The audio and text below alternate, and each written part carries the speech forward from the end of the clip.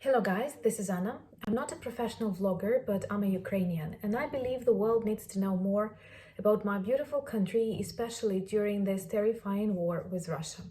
I'm very grateful for your support that I feel in your comments and in your subscriptions. I'm sure we will win, but it is vital for Ukrainians to understand that the world sees what is going on here. As we try to preserve optimism, and we have reasons for that, it is more than a month of this war. That's why we need to feel that the world did not forget about us. And we actually feel that. Thank you very much.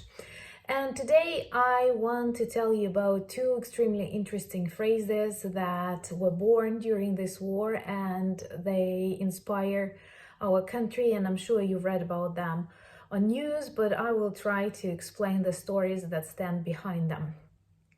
And when I was a student at the university and I've studied linguistics, I was always fascinated with the art of language and how important proper messages, proper slogans are during various important events in the life of the country. And when you look, for example, on the posters of the Second World War, there are lots of phrases that have become iconic, and we recognize them even decades after the victory. And I could not imagine who was the author of these phrases. Was that one person? Was that a nation in general? And now I live in a country where extremely important messages, legends, are created almost daily. And one of them was a phrase that I will not, well, maybe I will repeat to the full, but Russian warship, go fuck yourself. And it is said in Russian, but the story behind this phrase is extremely interesting. It all happened on the 24th of February, the very first day of Russian aggression, and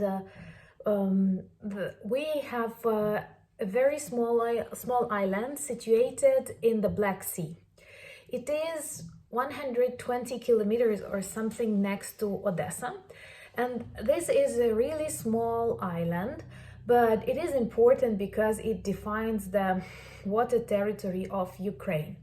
And on that island, there are no trees, just a couple of buildings and place for border patrol. Also, that border patrol has some chicken, some goats and pigs, a small orchard, and maybe some other tiny buildings. But in general, it is only used for the control of the water territory.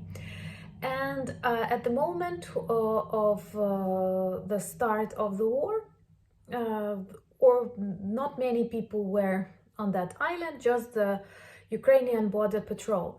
And a very big military warship, Russian warship, came to that island, and using remote communication system, they warned Ukrainian guards that they have to give up, and our guards gave that answer that became so popular.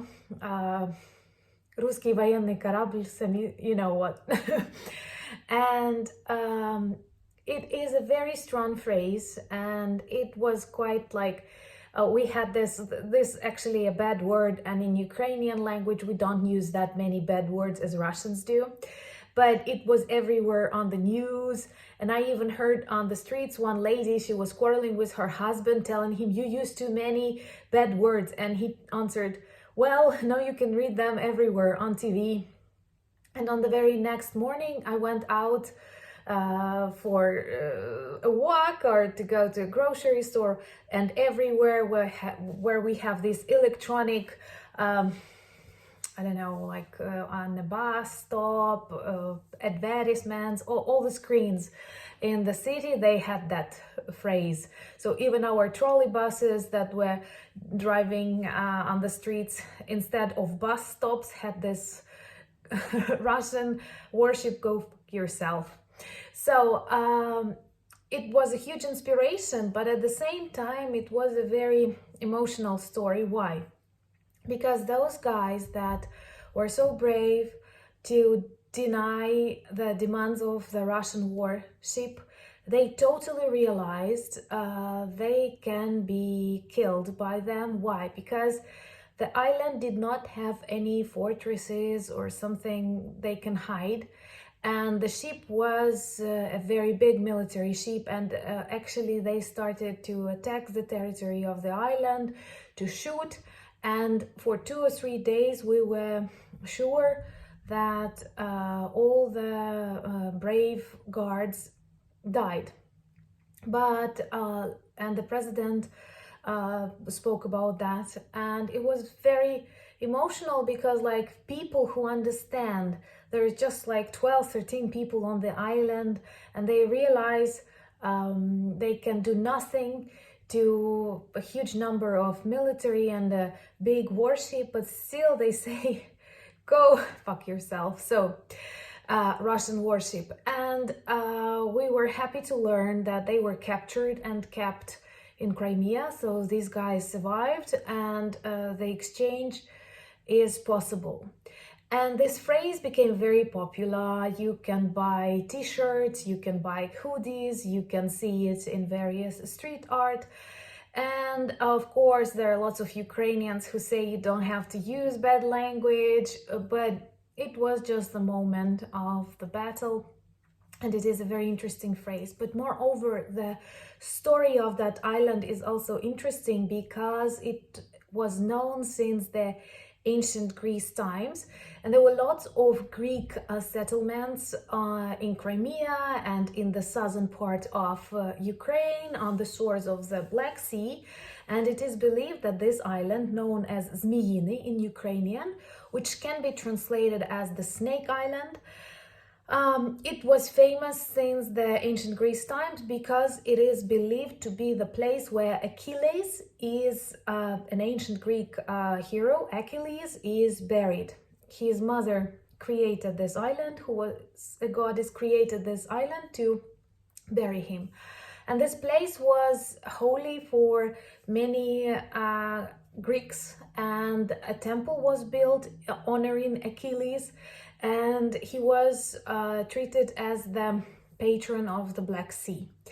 And it is believed that some of the buildings on the island are constructed with the help of the stones from that Achilles, ancient Achilles temple. And I think it's very symbolic that this island and our guards on that island demonstrated the bravery that can be equated to the ancient Greek heroes. And I personally think this is something very important for our culture and quite interesting in general. Another phrase that is very popular right now is one Ukrainian word that is difficult to pronounce for Russians. Well, you know that in every language there are weird sound combinations that are difficult to recreate. Maybe even when you listen to me, you feel that, oh, this sounds, she has problems with this sounds. But, you know, life is life. And in Ukrainian, there is a phrase, there is a word that is difficult for Russians to pronounce because they don't have a softened L sound. And it is a word, I will pronounce it right now, but it is really funny how ordinary people in the cities that were in danger of Russian occupation, and sometimes they needed to find out if someone is really Russian, they stopped people and asked them to pronounce that word. And the word is palyanitsa. Palyanitsa. What they cannot say is this ta. Later, Ukrainian modern folklore has created lots of proverbs and phrases. For example, Киця везе паляницю з полуницею Укрзалізницею, where lots of sounds that are really difficult for Russians to pronounce. And I know it's not the Ukrainian invention. It is something known since the biblical times when people had to identify each other.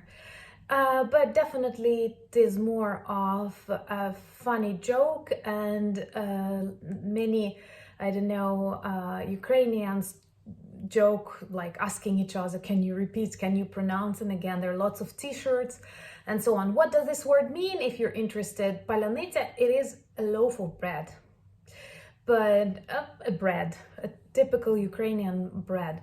And now but this word is not like very active in the vocabulary. That's why today many bread producers started, instead of writing bread, I don't know, brown bread, white bread, they write palynica. So all of these tiny things, they make you feel stronger. And it is unbelievable how quickly people, I don't know, react to the things that happen to their country.